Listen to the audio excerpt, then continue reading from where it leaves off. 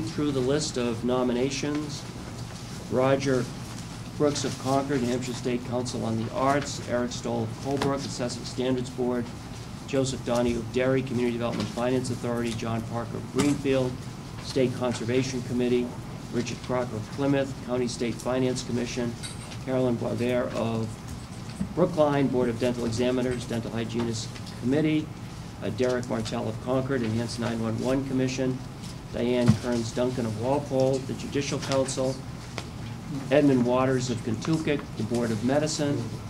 And now I want to, with the next one, I'm nominating Bruce Ellsworth of Hopkinton to the Public Utilities Commission Special Commissioner, but I'd also like to ask for a motion to confirm Bruce Ellsworth of Hopkinton to the Public Utilities Commission Special Commissioner. We confirm Bruce Ellsworth of Hopkinton. Second. Any discussion? Governor, it might be helpful to folks to know why we are doing that. The chairman of the PUC or the Attorney General can tell the public Okay, yeah. why we're doing it. Okay, Tom, do you want to come right up here and? Good suggestion, Councilor. Good morning, Governor, members of the Council. I'm Tom Getz. I'm Chairman of the Public Utilities Commission. This nomination with respect to Bruce Ellsworth as a special commissioner is in regard to a proceeding that was filed with the commission in August. This proceeding is a offshoot of another proceeding with respect to a wood-fired facility in Berlin. And this particular case is a purchase power agreement between Public Service Company of New Hampshire and a number of wood-fired co-generators in the state. In this particular instance, there was a settlement and a series of negotiations among PSNH, the wood-fire producers, and a project called the Laidlaw Project in Berlin. And the governor's office, including his counsel, Jeff Myers, were a part of the negotiations. Jeff Myers is the spouse of Commissioner Amy Ignatius, who's a member of the commission. She submitted a letter disqualifying herself because of the connection to the proceeding, and I filed a letter with the governor 2 weeks ago asking for a special commissioner. And this is also because of the pending departure of Commissioner Belo. With the disqualification and his departure would leave me as the only commissioner to sit on this case, and to issue an order in a proceeding requires 2 commissioners, a quorum of the commission, and so that's why we've asked for a special commissioner, and the governor is nominating Bruce Ellsworth. Some of you may know, who served 2 terms on the commission in the 90s. He's an engineer, and he's certainly well qualified to sit on this proceeding. He would be sitting just for this proceeding, and that his service would terminate with the closing of the proceeding. Thank you very much. Thank you, Tom. So we have a motion and a second to confirm Bruce Ellsworth. All those in favor signify by saying aye. Aye. Opposed? Motion carries. Further, in terms of nominations, Joseph Costello of Conway, Residential Ratepayers Advisory Board; Roger Noonan of New Boston, Rivers Management Advisory Committee; Connie Roy Wazowski of Bedford, Advisory Council on Unemployment Compensation; and Michael Dufour of Sunapee to the Waste Management Council. With that, I would like to turn to the regular agenda. Governor, Yes. sorry for the interruption. Could we go back? I forgot to make a nomination for the list of civil commitments for notary. Sure. I'd like to enter into the record Cassandra Cox of Summersburg, the nomination for notary public. Okay. Thank you. Governor? Yes. If I may say, sorry, we were a little slow earlier. I'd like to enter the name of Wendy Cassidy of Lee, New Hampshire, into the list of notary public. Okay. Thank you. So we go to the regular agenda and ask for a motion to adopt agenda items 1A through 1D, consent calendars, donations. Move. Second. Any discussion? Hearing none, all those in favor signify by saying aye. Aye. Opposed, motion carries. Motion to adopt agenda items 2A and 2B, travel requests. Move. Second. Any discussion? Hearing none, all those in favor signify by saying aye. Aye. Opposed, motion carries. Motion to adopt agenda items 3 through 13 from the Office of Energy and Planning. Move. Second. Any discussion? Yes, Council Sununu. I have a question, kind of a general question about, I believe it's items 4 through 8. Hi, how are you? Good morning. Good morning. Director of Office of Energy Planning, Joanne Moore. So 4 through 8 are These the, are the sole source contracts for the fuel systems. yeah, so, go ahead. One second here. Could you just, it's a question that kind of applies to all of them. It says this contract is sole source because the malfunction heating system program operates under the auspices of the Department of Energy's Weatherization Assistance Program, grant guidance, which gives community action agencies preferred status due to their nonprofit status as well as historical performance. I was a little unclear as to what that preferred is. It just those two stipulations, their nonprofit status and historical performance, that gives them preferred status, or are there other groups that can qualify as preferred? No, I believe it, and it's good you pointed it out, because we didn't used to use that language, so I don't know if that came out of new DOE language. But the community action agencies have been seen as the venue for these contracts for a while based on their performance and the delivery of the services. We have coordinated LIHEAP and weatherization through their intake workers, and then there are other programs that they can access them. It's a very efficient system. So it's sole source mainly because they have been seen as a very successful venue of a number of programs that can access people as they come in through one intake system. Also been the weatherization contracts have been monitored very closely, as well as the LIHEAP, and they have done a good job. They go on the weatherization side, they do go out to bid for contractors. Some of the community action agencies, some of them use their own staffs, so there is some more independent bidding of that work through the community action agencies, but they do manage the money. But you're correct, that preferred status, I don't know if that's an official term that I can get back to you Okay. on. No, that's okay. But that's the main reason they're used as sole source for these contracts. Do you know of any other requests from other groups out there that would like to participate in this program? Has there been any pushback as to folks saying, how can we either bid on it or get this type of status? We have looked into that in years past. That has come up. We haven't had any group who wants to manage the administrative part of it, which is fairly burdensome and difficult.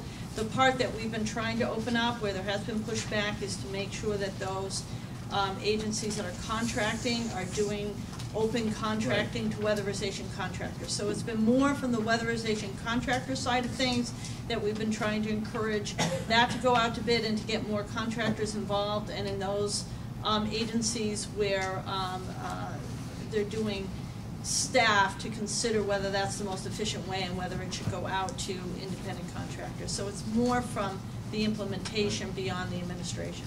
Okay.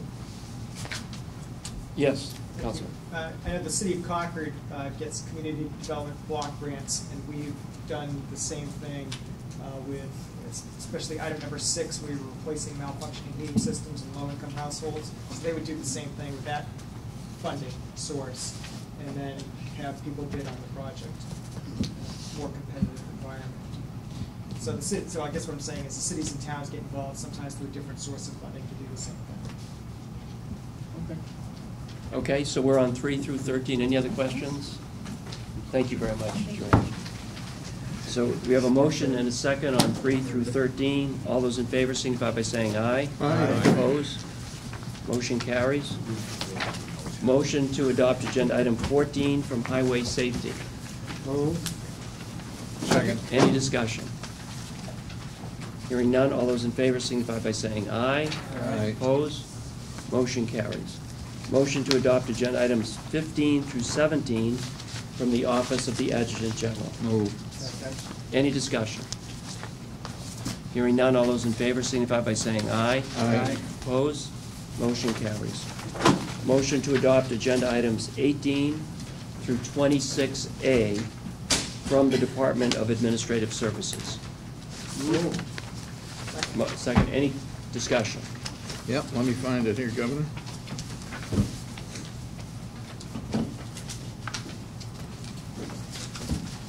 I think I was looking at the, at item number 19. Has to do with the suggestion committee and the awards they give. It seems to me, you know, that, is there a limit that you have on this? Because obviously, this suggestion that he made, if I can find it again, it was really a substantial amount. $700? No, it wasn't $700. It was, He saved the state over $700,000? yeah, 700,000. Yeah. wasn't it? For the record, my name is Linda Hodgson, Commissioner of Administrative Services, and I know I have Karen Hutchins here who sits on the committee, and I'd love to have her come up and just talk about this a little bit, because it's a wonderful program for both the employees to be rewarded and for state government for the benefits that they have. This is Karen Hutchins, Director of Personnel. We have $10,000 dedicated per year to give away for the different suggestions that come into the committee. And we have a 5-person committee, and we look at the contribution by the person and what it did to state government, and we kind of do a sliding scale based on the awards that we've given before. So this is consistent with some past awards that we've given. So it doesn't make any difference how much they save. You just look at it as some amount that you decide is appropriate? As a committee, yes. As a committee? Yeah. Okay. Seems like a pretty paltry amount for a large savings that they made. We have to live within our $10,000 amount, and we do want to make Oh, sure now, that- here you go. You got a cup with you, too? Actually.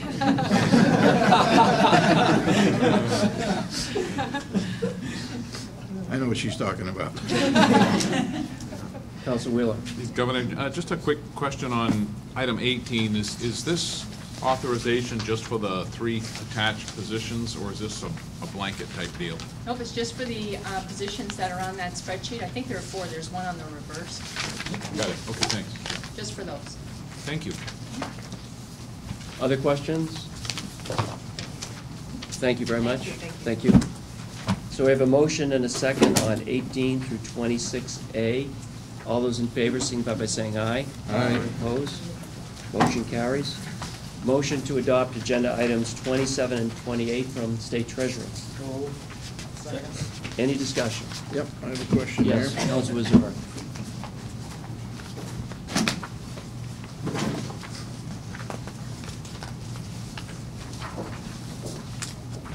Good morning, Catherine Preventer. Good morning, Counselor, Governor, and the Council. Catherine, I'm assuming that you're going to be issuing this $150 million at a time that you feel the market is right. It still seems to be moving, you know. Yes, Counselor. Actually, we expect to issue those bonds the 2nd or 3rd week of October. Right now is a very opportune time in the municipal market. The rates are very favorable in the tax-exempt market. So we would expect, we're still sizing the bond sale, but we would expect probably 100 to 125 million. You'll notice that the item is up to 150. Yeah. But we don't believe we're going to go to 150, but as we continue to size it, look at all the capital projects in the year ahead. But we are absolutely, we don't market time, though, Counselor. We issue the bonds when we need the bond proceeds, but now is a very good time to issue bonds in the municipal market. Seems to me, a short time ago, I thought we voted on another bond issue where you're going to be doing some refunding of bonds. We did a turnpike refunding. Yeah.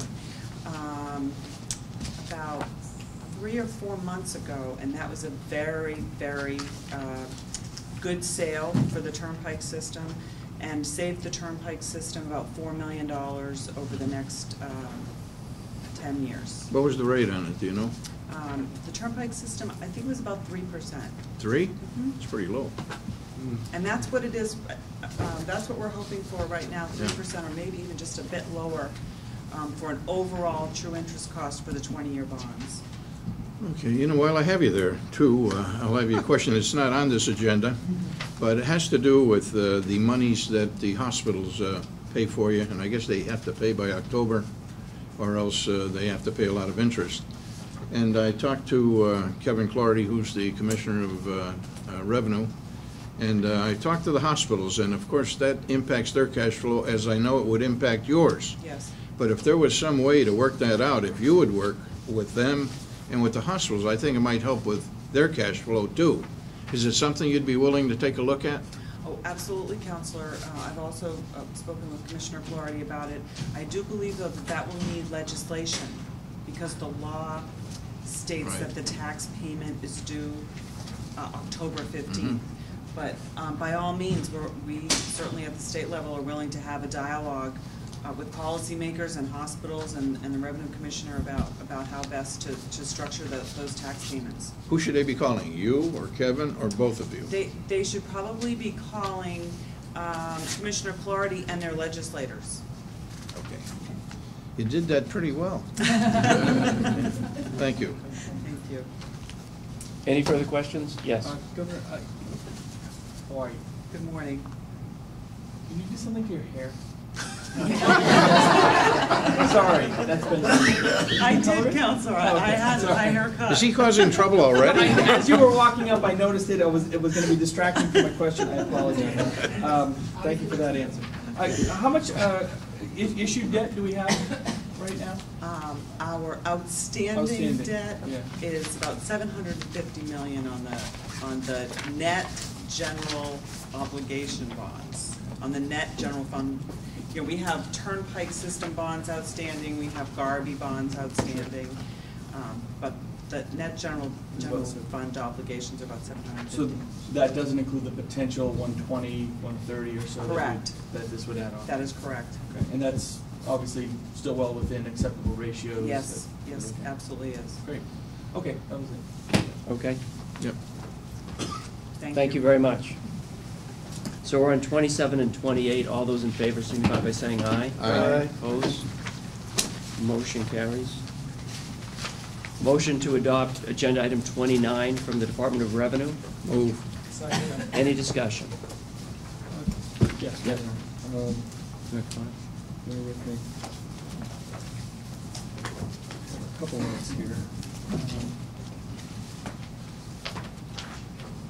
Governor, you know, while he's looking for his notes, Kevin, I had talked to Kevin about this, and they are operating in his department now with 50 fewer employees, and the job is to get more mechanized here and get things moving in the right direction, and this is one of the ways they're going to be doing it. Morning, Constable. Morning.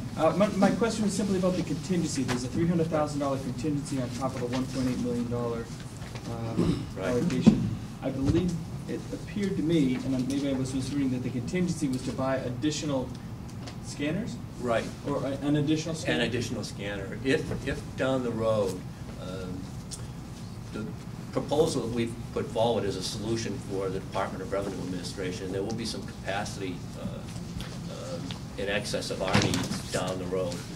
But if there was the interest by the state legislature, the governor, and others in this group to move towards a central document processing solution, this would be, I think, something that you'd want to consider in that regard. So at this point in the process, we're able to lock up a price for this equipment. We thought that would give us an option. It's not a deal breaker. If that's something that the council doesn't feel we should be looking at, that's fine. But we thought we would preserve the right down the road with where we see equipment prices going up to lock it in at this time. So the $1.8 million buys one piece of equipment? Right. And then for, I'm assuming somewhere in the range of $300,000? Right. And the additional roughly $1.5 million goes towards all these other items? Right, the programming. The programming, and the application, implementation. Right. Does that include the labor costs? Yes. In there? It does. Okay, that's great. My second question was on the maintenance periods. The maintenance periods for the maintenance costs beyond this initial contract, or just for each individual year, $115,000. Right. The way it's written is a little misleading, Counselor, because we're spanning fiscal years and calendar years. If I'd asked Missy Fulton to just join me, she gave me the number this morning. I can't remember what it is, but as you go out to the outer years, it breaks out different than that. So let us give you that break. Okay. Good morning, Governor, Councilor members. Missy Fulton, Assistant Commissioner of Revenue. It does look somewhat misleading in that the state shouldn't be paying for maintenance for deliverables that haven't been met. So there are various things that are being phased into the project, and as those deliverables are met, then a maintenance period begins after that. So if you're able to turn to page 6,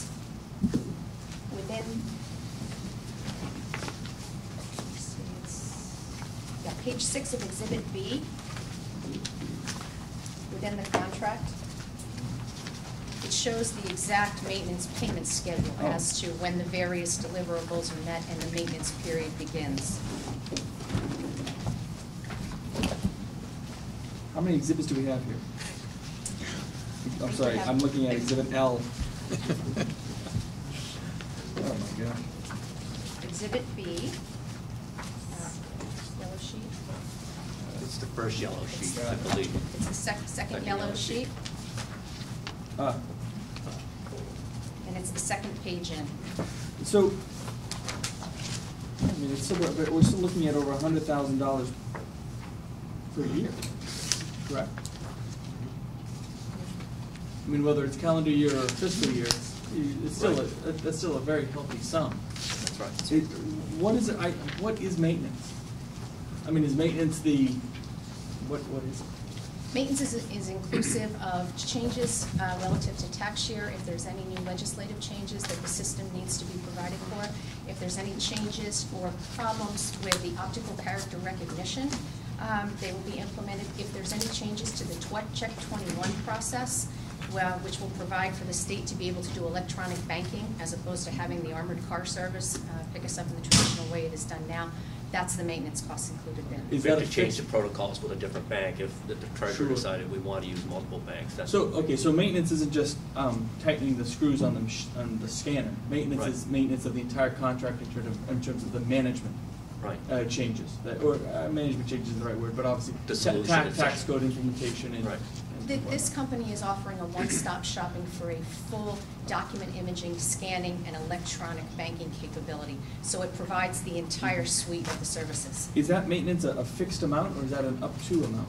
That's a fixed amount. So if there were no major changes and everything is moving smooth, we still pay them even though they may not be doing a ton of work? That's right. And that's consistent, Counselor. We talked to other states. The solution that we're looking for is something that we didn't want to be cutting edge. We want to look at something that's proven. So the way this is handled in 20, I think there's 20 other states that Fairfax works in. There's 27 other tax departments that have this particular scanning equipment.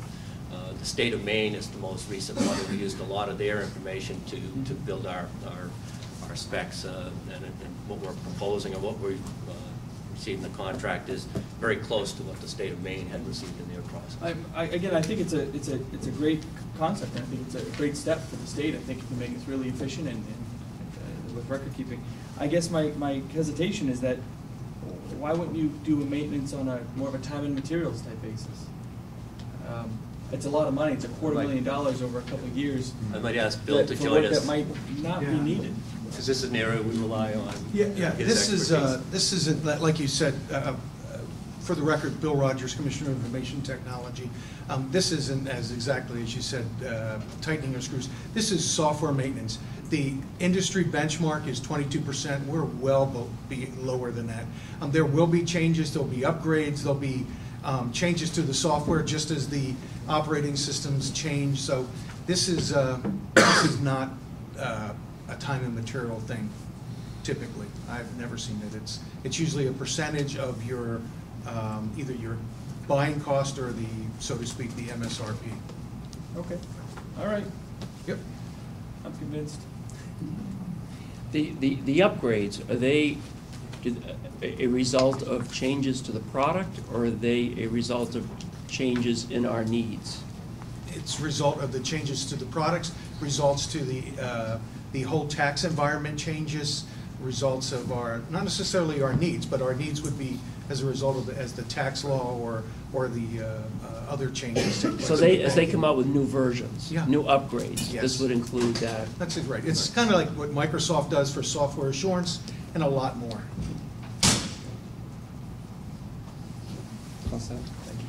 But you're right, it's a lot of money. Yeah. But- Any further questions? Okay, thank you all. Thank you. So we're on item 29. We have a motion and a second. All those in favor signify by saying aye. Aye. Opposed? Motion carries. Motion to adopt agenda items 30 through 36 from the Department of Cultural Resources. Second. Any discussion? Yes, sir. Counselor St. Hilaire.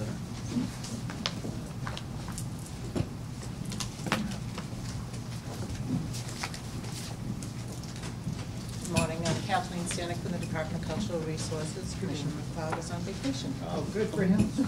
Item 31, Old State House. Yes, Is that, do we have that in pieces somewhere? A Yes. full version of it in storage?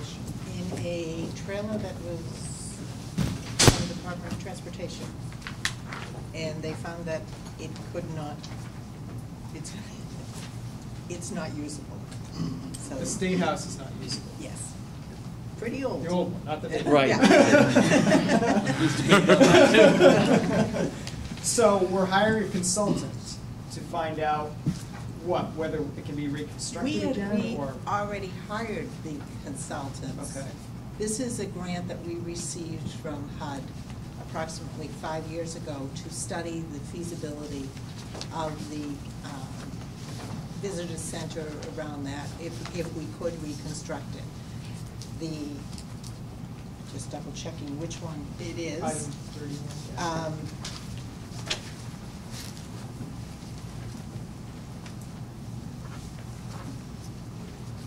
And they're gonna be looking at the visitor center using. I have a couple See, my different question was, yeah, Mhm. that was one of the original ideas for Yes. the visitor center, but then it goes on to say, since that time, the Discover Portsmouth Center was established and fulfills that purpose. So I guess my question is, do we have no clue and we just need this group to come up with new ideas? I mean, if it's not able to be constructed again, would this be more appropriate for some people in state government to try to decide what we want to do with our own state house?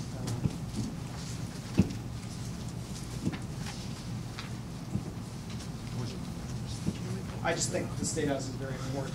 Yes, the old yeah, state house. and I It would mean a understand. lot to citizens. I'd hate to have the consultants come back and say we ought to build it somewhere else.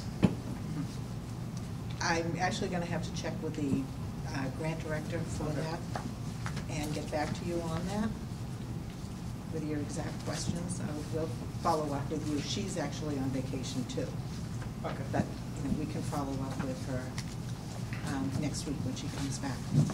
So is this something we could table until the next meeting? Is it something that's time sensitive?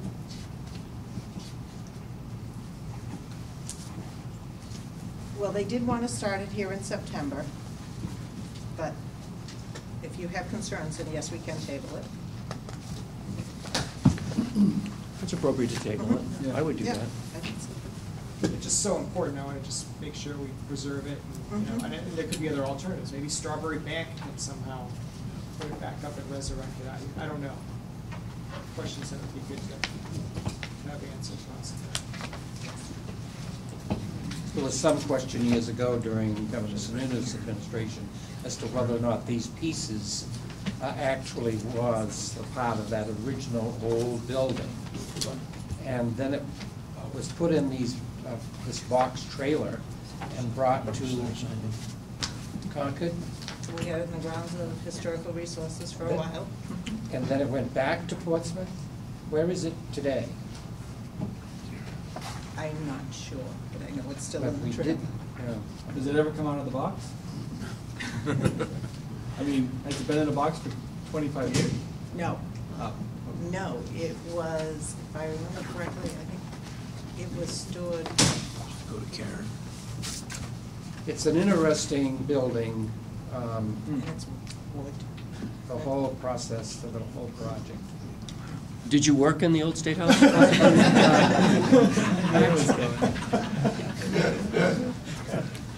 His office is Probably some sitting in a of the box art, some of somewhere. his materials are stored there too.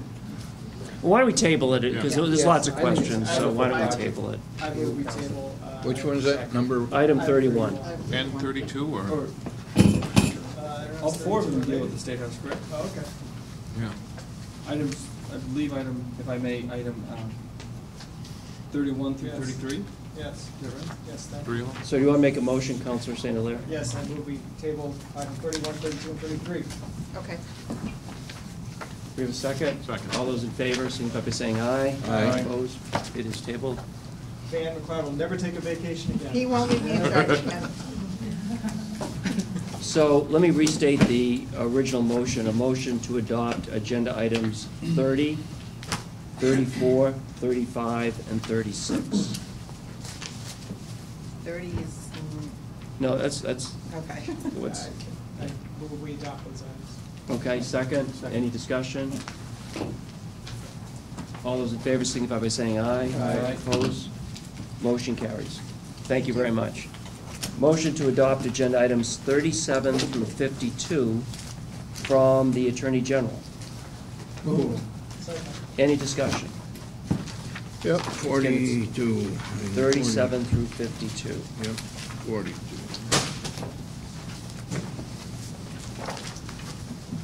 Good morning, Governor, Executive Council. My name is Michael Delaney. Yep, see.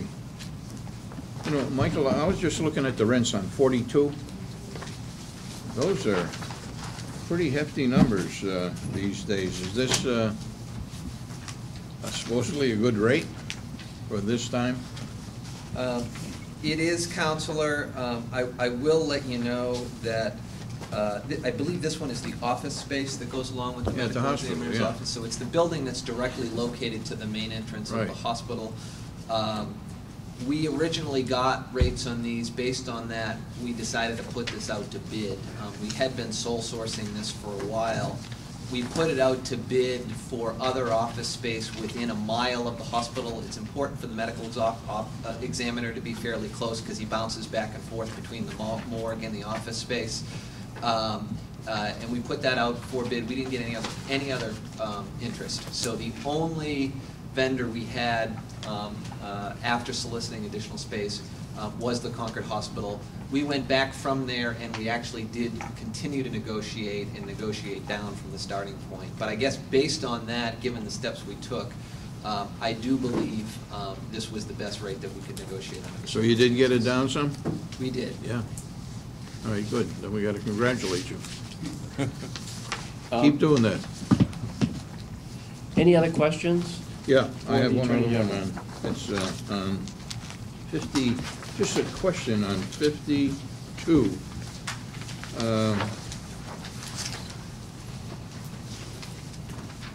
Is this the reentry program, Michael? This is, Counselor, and this is part of the Second Chance Act, which was a competitive bid grant that we were awarded a couple of years ago. It is specifically focused on a reentry initiative for justice-involved individuals, primarily in the Merrimack area because the state prison is located there, and it's designed to strengthen, essentially to combat recidivism. The population that comes out of the state prison that suffers from co-occurring disorders of mental illness and some form of substance abuse. And it's a comprehensive grant to provide a stronger reentry program. And you see a series of sub-grants that are connected to this process that involve both employment services, mental health counseling services, and other services, all of which are just being extended out. The reason I was asking, Michael, is because I remember when that reentry program it was laying around, seemed to me, for a long time before we were able to get it out. I think it was in the Department of Corrections, I'm not sure, but I think that's where it was. And Yeah. it took us a long time to get that out, and finally, I believe in this case, it was assigned to the county attorney in Hillsborough, Yes. had taken on the responsibility, so this is connected with it. This is not connected to that, but Councilor Bzork, what you're referring to is a similar program that preceded this federal competitive grant in which the Department of Corrections had some reentry dollars that had been kicking for a while. And for that related grant, a program was stood up in Manchester through the Hillsborough County Attorney's Office, Right. essentially to save those dollars. It was a similar project. Those grant dollars did expire. The main difference between that program and this program is that Hillsborough grant did not focus on the highest at-risk population, which are those suffering from substance abuse and mental illness. So the Hillsborough grant, I regret to inform you, did run its course about a year ago. This was a separate competitive grant that was bid through the Merrimack County, which we did receive. But I am hopeful that we can get some program like this back into the Manchester area. I think the grants are going to need to focus a little bit better at this target population, which is the highest risk for reentry, and that's really where the federal dollars are right now, focusing on this population. Okay, thank you. Okay. Mike, are the county jails an appropriate applicant under the current rules and regs? Certainly, any of those county jails could be an applicant under these regs, and there are various counties that have similar reentry programs that are in effect. And they've all, the county commissioners and superintendents of corrections have all been notified as to when the door is open by your office? They would all receive notification in terms of the potential grants that are available. Did you have a question, Counselor? No. No, you all set? Any further questions for Mike? Thank you, Mike. Thank you, Governor. So we're on 37 through 52. We have a motion and a second. All those in favor signify by saying aye. Aye. Opposed? Motion carries. Motion to adopt agenda items 53 through 55 from Employment Security. Move. Second. Any discussion? Yes, Governor? Yes. Tara and I have been talking on item 55, and we were taking a look at that program, to see what was going on. From an insurance standpoint, this is not what you can consider a desirable risk. So it's very difficult, but, I had a question here. Why didn't you get, with all the people that deal with the state of New Hampshire that sell insurance, why did Administrative Services get licensed as an agent? Good morning, Counselor. I'm Tara Reardon, Commissioner of Employment Security, and We should let the Commissioner answer properly.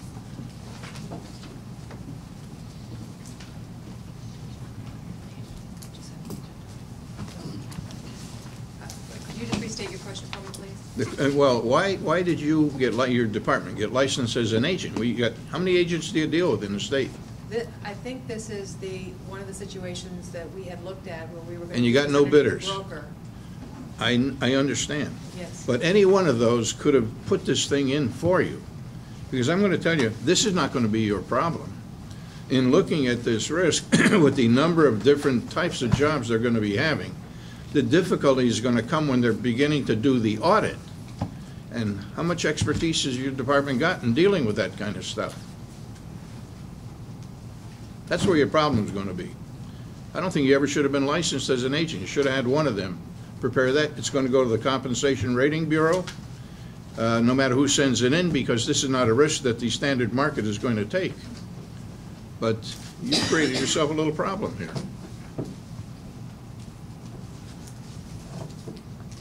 don't know what we have for time frame to look at this differently. I mean, I'd be happy to have additional conversations with you. I don't have a lot of knowledge on this particular item, I'm sorry. This is the problem. Your department really doesn't have a lot of knowledge about this. That's why you should have had one of the agents that you do business with, make them take it.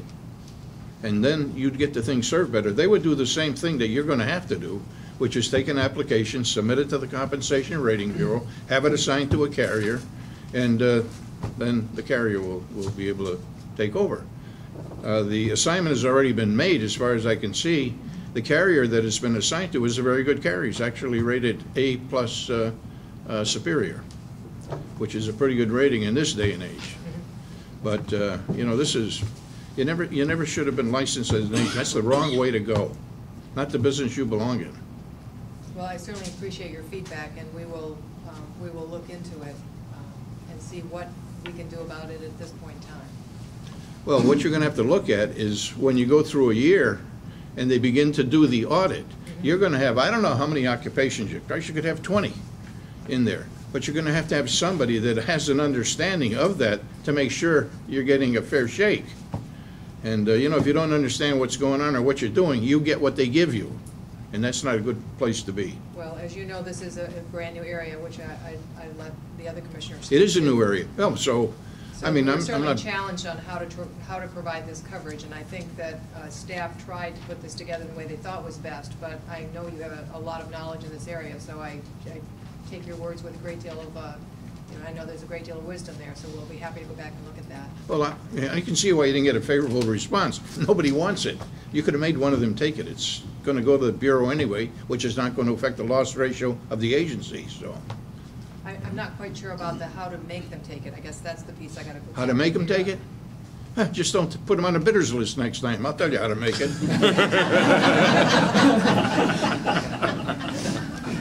That's the easy way. Typically not the way we operate. Maybe you better start.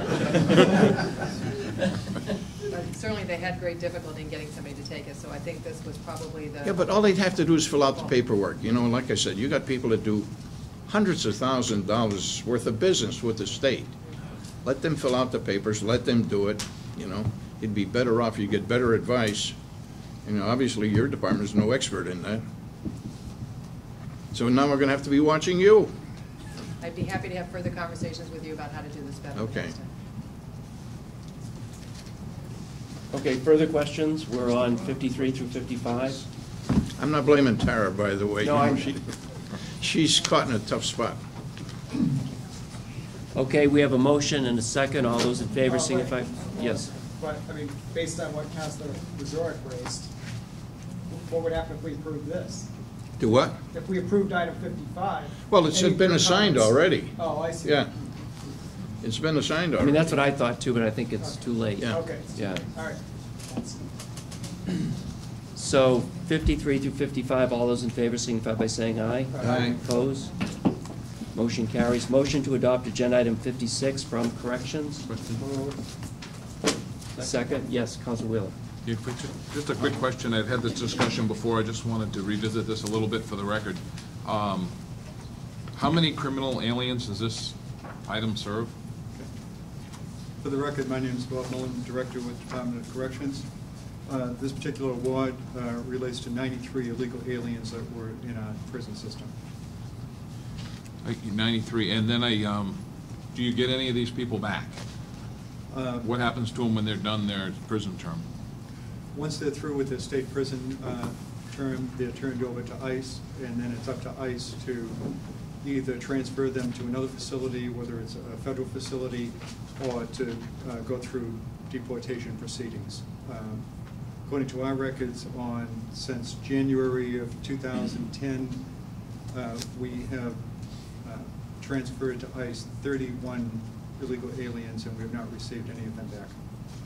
So are these criminal aliens, are they there because they committed a crime? So do they serve their full term in our jail, or how does that work? Okay. The way it works is they've committed a state crime, and because they've committed a state crime, they're in our prison system. And they are treated as far as any other inmate in our system goes with a minimum maximum sentence. There is an agreement with ICE that they can petition to be released after they serve 1/3 of their minimum, and that is a memo of understanding in which they cannot have committed a violent crime, a sexual crime, and they have to voluntarily ask for deportation. But that's a totally separate program. And so that we have 93 basically at any one time? Correct. And what is that as a percentage to the total population? As of yesterday, our prison population was 22,402. So it's 3%. Do we have any statistics on what does the federal government do with these people when we turn them over? Are they all getting deported so that we or other states don't see them again? Or do we know what's happening? I don't have that information. I could have the person responsible for this program contact ICE to see if that information is available to us. And if we could follow up on that and get that information, that we go to just one last question. 93, what is the cost of keeping the 93 criminal aliens per year? The cost of keeping illegal aliens is the same as the cost of keeping anyone in the prison system. Taking the entire Department of Corrections budget and the costs, including overhead, it's $33,000 a year. Thank you. Mike, did you have something you wanted to add to that, Mike? I was just going to try to amplify a little bit on Councilor Wheeler's question. The decision on deportation, Councilor, really is up to the federal government. It is up to ICE, and they do have criteria in which they classify the criminal aliens based on the nature of the offense. And so there are various classes, Class 1, Class 2, Class 3. They make an independent determination based on which classification as to what types of deportation proceedings may or may not occur. They certainly hold the flexibility to make the final call on the deportation, but there is a series of classifications based on the severity of the crime, which usually will dictate when they will be moving immediately to deportation proceedings or whether they will be doing so on a discretionary basis. In the meantime, they are held in our system based on a detainer process in that regard. And certainly there are state offenses there that we need to be mindful of regardless of what the federal government is going to do. The Commissioner has stood up some new programs in the last 2 years that are in place to actually formalize a more expedited transfer of state prisoners from the state system to the federal government. So that's a process that we are actively working on to try to minimize the costs associated with these detentions in state facilities. Thank you. Councilor Zer. Why do we have them here at all in our prison? Why haven't we deported them so we don't even have to support them in prison? In the absence of ICE having made a determination to start a deportation proceeding, our decision is either to hold them based on public safety risks on the crimes that they have committed or not to hold them. So in that regard, based on the nature of the offense that has taken place in New Hampshire, we're going to hold them if we don't believe they should be released, irrespective of what decisions are going to be made by the United States. Because what we've got here in New Hampshire really is a drop in a bucket compared to what is happening in other parts of the country. I mean, they've got huge prison populations that are illegals. You know, so federal government ought to be really doing something about this. You know, one of the things I've noticed is that you deport these people, and the next thing you know, 3 weeks later, Christ, they're back. And they might be back in the same neighborhood where they were before, which is familiar to them. Something is radically wrong with that whole program. But I think I hear Mike saying, which I think you would agree with, is that as a state, we don't have the authority to make that decision. Yeah, that's right. It's too bad. Then who should we be getting after to get this thing changed? Our senators, congressmen? Probably by legislation, or is it by rulemaking with regard to ICE? With respect to this would be the functioning of immigration, of ICE. So in that regard, it would go through ICE, through Homeland Security, and ultimately through the federal government. But I mean, they work for the Congress, work for us. So we ought to be sitting in their lap, saying, get on the stick here and get them out of here. Yeah, and I do want to reemphasize that Commissioner Wren has been very proactive in trying to find creative ways to work with the federal government to deal with this state population, and I think we've made significant inroads in the past couple of years. Yes, Councilor. Just for clarification, do we ask ICE to start their process on these folks as soon as they're arrested, or as soon as they're arrested, actually, because they're illegals. Upon arrest, they would receive that information. So yes, so they're aware of the status as soon as we are. So do they ever take folks let's say someone's serving a 5-year term. Do they ever pull someone out after 18 months and say, okay, we processed this guy's, we're going to deport them, or do they let them sit in our jails and then deport them? It's both. It's both. What would be their incentive in not just being proactive and just getting them out? Or not getting them out, but moving them through their own system as fast as they could? That's where it would get back to the classification of the nature of the offense that's occurred. Okay. And some of that's going to dictate at what pace and at what decision those are made. I have two inquiries. Bob, when are we going to be seeing a warden for the Northern Correctional Facility at Government Council? Hopefully in the next month. We're going through finalizing the interview process right now, and the final candidates are going through the process of background checks and things of that nature. So we're hoping by the end of next month. Right. I'd like to ask you and Commissioner Wren to prepare a report for Government Council on the state prison farm produce, the numbers, where it went to, how are we assisting Catholic Charities, the food bank, community action agencies at the appropriate time in the next month or so. Okay, we will have that prepared. Fred Nichols is still with us. Yes. Chris Lounsbury is still with us. As of this morning, they're both still with us. And on the job. And we, one state beehive or two beehives? One. Right. Potentially two next year. Excellent. Okay, one was killed. One died over Yes, the I winter. know. We lost one at Grafton, too. Before you leave office, Governor, I'm going to request Commissioner Wren and Chris Lounsbury to prepare, as I did before, a little bottle, properly marked, of state beehive honey. We want to sweetened up. Well, I think we should bring a beehive to one of these councilor meetings. Okay. No? Let me know when I'll wear my sneakers. It's usually a hornet's nest. Yeah. Okay, thank you. So we're on item 56. All those in favor signify by saying aye. Aye. Opposed? Motion carries. Motion to adopt agenda item 57 from Racing and Charitable Gaming Commission. Any discussion? Yeah, Yes. discussion. Governor, this is for the Attorney General. About a month ago, he inquired about Bernie Streeter's position, again, last meeting, and we'll wait, what is the status of that? I'm prepared to give an update to the council on the status of that at this time. I was requested to look at what the term of office of Mr. Streeter was in light of recent changes that were made by the legislature that impact the holdover status of commissioners and unclassified employees in state government. The answer to the question is the new law, which allows somebody at the governor's, with the governor's permission, to remain in holdover status for 6 months. The new law took effect on August 7th, I believe.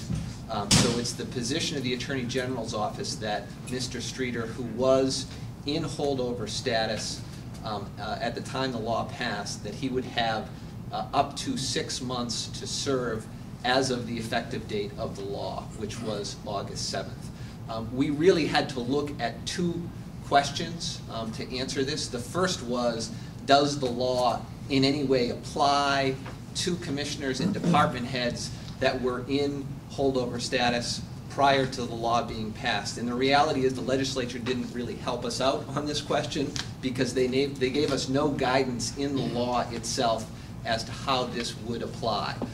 So I first needed to look at, would this apply to Mr. Streeter at all? And I think given that he was in holdover status and in the absence of any language stating that it wasn't supposed to apply, generally speaking, holdover status is not the type of thing where we believe that this would not apply to him at all. So the new law does apply to him. That's the answer to the first question. The second question then becomes, how do you calculate the 6 months? And in light of the law only coming into effect in August 7th, and with no declaration by the legislature that they sort of wanted this to apply to time period before the law, We believe that the appropriate start date for the 6-month count period is August 7th, and that his term would expire 6 months thereafter. So basically, you're starting the clock on August 7th? Yes. Okay. So I've had quite a few inquiries from people that are interested in this position, so I don't know whether, if the governor has given his permission for him to stay, or whether he's looking for, start filling that slot, or. Well, it'd be my intention to keep him in holdover until he was no longer allowed to do that, given the new law. So that sounds to me like he would continue until February. He would have up until that time to serve consistent with the law. 6 months from August 7th. Thank you. Buy some more honey. Okay, so item 57, all those in favor signify by saying aye. Aye. Opposed? Motion carries. Motion to adopt agenda items 58 through 74 from Resources and Economic Development. Second. Any discussion? Council I have Reserve. a question on 59.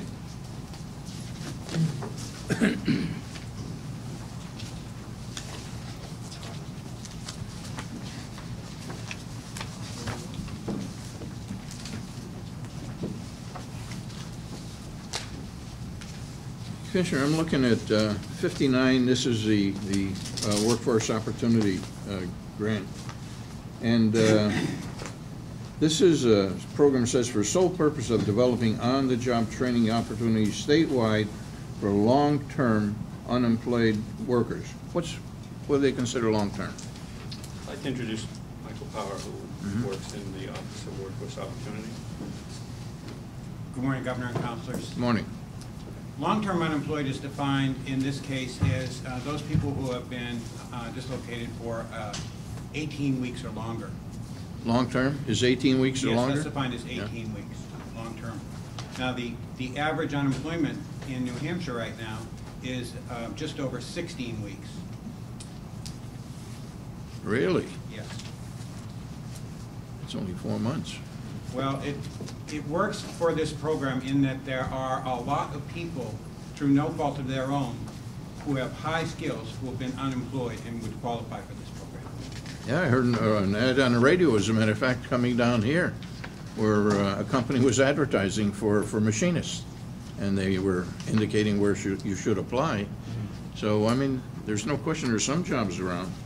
But, you look at stuff like this, and in this particular case, they increased the amount, let's see, from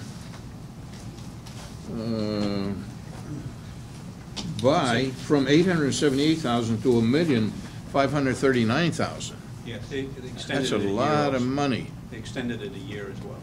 They extended it a year. Yeah. Do you ever find out what kind of results we get with these things? Yes. As a matter of fact, we were awarded this portion of the grant by the U.S. Department of Labor based on our efficiency with the first round of funding we got. It was a competitive bid. It was a second round of awards. New Hampshire's done very well with this on-the-job training program. And we have found a very good demand from employers around the state, particularly in manufacturing, for this kind of program. It's basically a win-win. What our side of the street is helping employers recruit and find qualified employees from that eligible pool, and then working with them to devise a training program and giving them a training wage reimbursement for the program. It saves the business a lot of costs in recruiting people who oftentimes start a job and then walk away. Combined with Commissioner Reardon's Return to Work program, this works very well for employers so that they're sure of the employee they want to hire and then get training, a training wage reimbursement.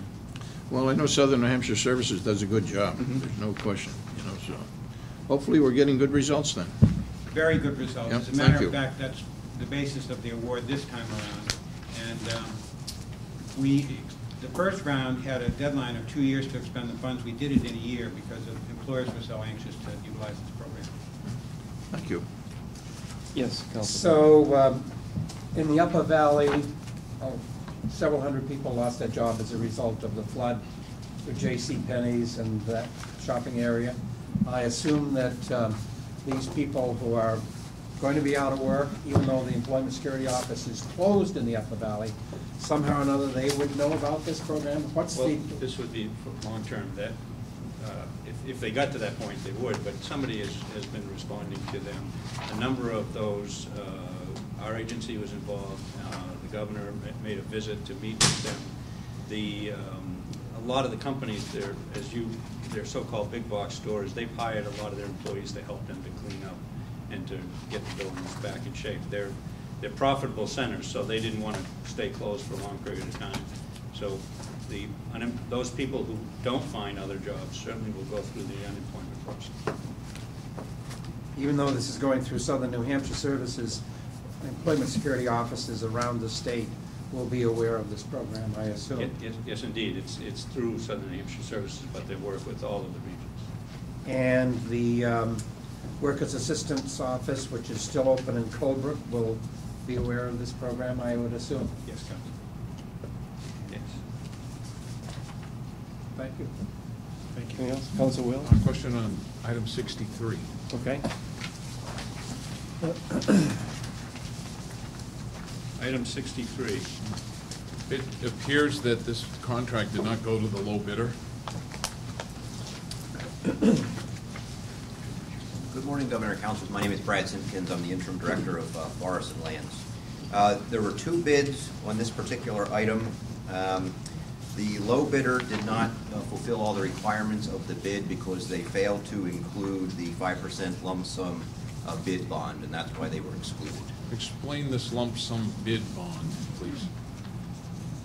That's a good question. I'm not exactly sure what part of the process that is, but it's a requirement of the bid that goes through our design, development, and maintenance part of our agency. And when they reviewed these, that was excluded because they did not supply the 5% bid. Does the Department of Administrative Services require this bid bond when they do flooring contracts? I've never seen it before. Linda? Can there's a question for you. Does your agency require bid bonds? For flooring In contracts? many cases, we provide bid bonds. I don't know if in all cases we provide bid bonds. Require them for the bidders to bid on small projects like this? Yeah, I don't know what the threshold is. I can find out, but I know on many of them are required, but I don't know if there's a threshold. We don't usually know. I mean, I haven't seen it on small projects like this, and the next lowest bidder is 33% lower than the highest bidder on this project, and I also find it hard to believe. I happen to know that floor covering people are starving right now, and there's only 5 bids out there, even though this is in the North Country. I find it hard to believe that this is well advertised. Did you go to the Administrative Services and get all the people they have that do flooring work and notify them of this bid? I'm not exactly sure where this list came from. This was not